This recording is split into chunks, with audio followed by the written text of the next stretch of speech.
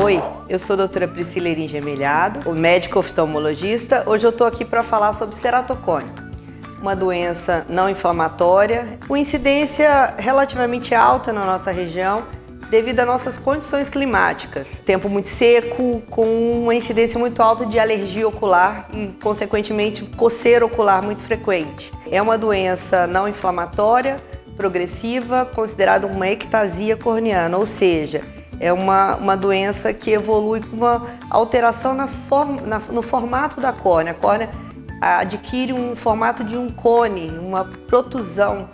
E essa protusão, a maioria das vezes, é inferior à córnea. Uma córnea normal, ela tem uma curvatura regular. O ceratocone ele tem uma curvatura mais protuberante e essa protuberância costuma ser inferior. Esse cone inferior causa uma assimetria corneana e isso causa um grau de óculos, um astigmatismo irregular que vai causando baixa de visão dos pacientes. Os principais graus de óculos associados ao ceratocone são a miopia e o astigmatismo.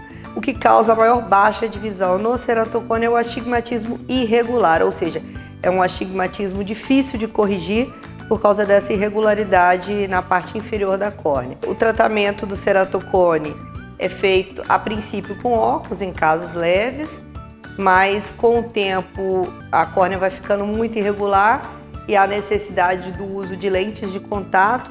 As lentes gelatinosas, que são aquelas que são maleáveis, no início da doença elas até conseguem corrigir, mas com o evoluir da doença a gente precisa de lentes específicas, que são as lentes rígidas. Existem vários modelos de lente, eu trouxe alguns para exemplo. Os modelos monocurva, que são as primeiras lentes, são lentes que para pacientes com altos graus, que não têm ceratocone também, tem uma indicação bem estabelecida. Com a evolução, a gente necessita de lentes específicas para ceratocone, que são as que encaixam exatamente no cone e conseguem regularizar essa alteração corneana. E com a evolução, a gente precisa de lentes maiores, que hoje em dia estão bem modernas, são as lentes esclerais, que são lentes que no passado a gente tentava usar, mas elas não tinham um material bom ao ponto de a gente conseguir usá-la com segurança, mas hoje em dia, com a evolução dos materiais, a gente consegue colocar essas lentes com um dano menor para as córneas, ela tem uma oxigenação melhor, então a gente consegue adaptar bem e hoje em dia a gente consegue tirar pacientes que estavam já na fila do transplante e dar uma boa visão com esse tipo de lente. Então é uma evolução bem bacana do tratamento hoje em dia. Entre o óculos e o transplante de córnea, que é o último estágio do ceratocone, a gente tem dois tratamentos também que são bem estabelecidos. O crosslink, que é um tratamento para estabilizar o ceratocone, ele fortalece as fibras de colágeno, porque o ceratocone é um problema no colágeno da córnea. Então ele fortalece as fibras de colágeno e com isso a gente consegue diminuir ou parar a progressão do ceratocone. Ele é bem indicado em pacientes com evolução documentada, em pacientes jovens que entre um exame e outro há uma evolução da doença. Em crianças, o ceratocone é mais comum de início na puberdade, mas existem crianças que começam o ceratocone já na infância e esses tipos de casos são os que a gente, já no diagnóstico, a gente já pensa em fazer o crosslink, porque a evolução costuma ser bem ruim, uma evolução rápida e evolui para transplante de córnea em mais vezes do que das pessoas que começam mais tardiamente. Então esse fortalecimento que é feito com uma luz UVA associada a uma vitamina B2, que é a riboflavina, a gente consegue fortalecer a ligação dessas fibras de colágeno e a gente consegue fazer com que a evolução da doença estacione. E existe um outro tratamento que são os anéis corneanos, tá?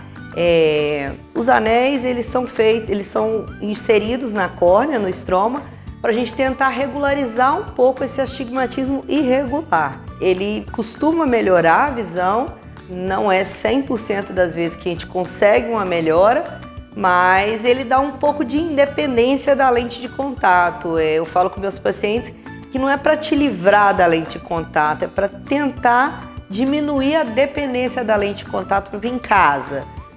O paciente quer ficar sem a lente de contato, ele consegue ter uma visão um pouquinho melhor do que o paciente que não tem um anel, mas ele tem indicações restritas, estabelecidas, a gente tem que avaliar caso a caso para ver se a pessoa tem indicação ou não do uso de anel. Para a gente exemplificar o que é um ceratocone no exame. O astigmatismo, ele costuma ser regular, ou seja, em gravata borboleta, a parte superior do astigmatismo e a inferior são iguais, em formato de gravata mesmo, uma gravata borboleta. A gente fala que verde, amarelo e azul do exame de topografia é ótimo e vermelho é ruim, que é a parte do astigmatismo. Então esse paciente aqui, a gente vê que ele tem um astigmatismo regular nos dois olhos. Já o paciente com ceratocone, ele tem um astigmatismo irregular, ou seja, a parte vermelhinha, que seria o astigmatismo, a irregularidade corneana, está localizada só aqui inferiormente. Então isso é característico de um paciente com ceratocone. E quanto mais avançado, mais inferiorizado fica essa parte irregular e mais difícil a correção.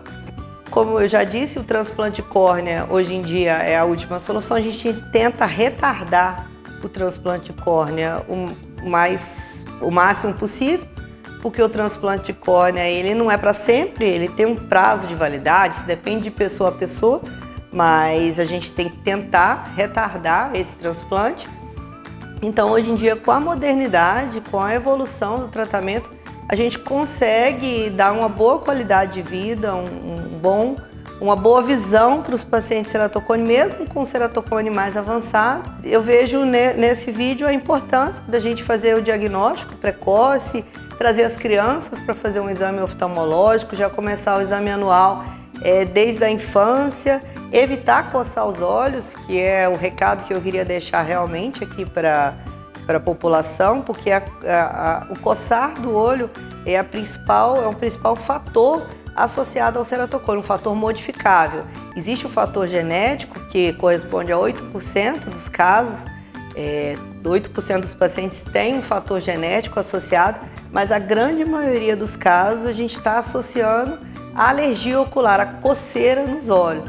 Então aquele coçar agressivo nos olhos tem que ser evitado. Passar isso para frente, que muita gente não sabe, isso é uma coisa interessante da gente estar falando. Então eu gostaria de frisar a importância de procurar um médico especialista de rotina ou se sentir algum sintoma. Os principais sintomas do início do ceratocone são fotofobia, ou seja, dificuldade na claridade, manchas, fantasmas e dificuldade à noite. Pode ser um sinal de um início do ceratocone e a gente pode estar diagnosticando precocemente esse quadro e já começando o tratamento.